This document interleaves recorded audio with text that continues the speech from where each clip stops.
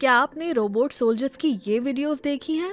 دعویٰ کیا جا رہا ہے کہ چین نے ایک مکمل روبوٹ آرمی تیار کر لی ہے، لیکن یہ ویڈیو فیک ہے۔ مگر ہیومنائڈ ملٹری روبوٹس اب صرف سائنس فکشن تک محدود نہیں رہے۔ امریکہ کی ایک سٹارٹ اپ فاؤنڈیشن نے اپنا اے آئی پاورڈ روبوٹ فینٹم متعارف کرایا ہے۔ یہ 1.80 میٹر لمبا اور اس کا وزن 80 کلو گرام ہے اور یہ 6 کلومیٹر فی گھنٹہ کی رفتار سے چل سکتا ہے۔ اسے خودکار طور پر لاجسٹکس، نیویگیشن اور ہدف کی شناخت کرنے کے لیے ڈیزائن کیا گیا ہے، لیکن ہتھیار استعمال کرنے کا اختیار انسان کے کنٹرول میں رہتا ہے۔ ہم چاہتے ہیں کہ روبوٹ ہدف کی شناخت کر سکے اور پھر ہتھیار بھی استعمال کر سکے، لیکن ہم پھر بھی چاہتے ہیں کہ انسان اس عمل میں شامل رہے۔ رواں سال فروری میں فاؤنڈیشن کی 2 مشینیں یوکرین بھیجی گئیں تاکہ انہیں حقیقی صورتحال میں آزمایا جا سکے۔ وہاں انہیں دشمن کی پوزیشن جانچنے کے لیے بھیجا گیا تھا۔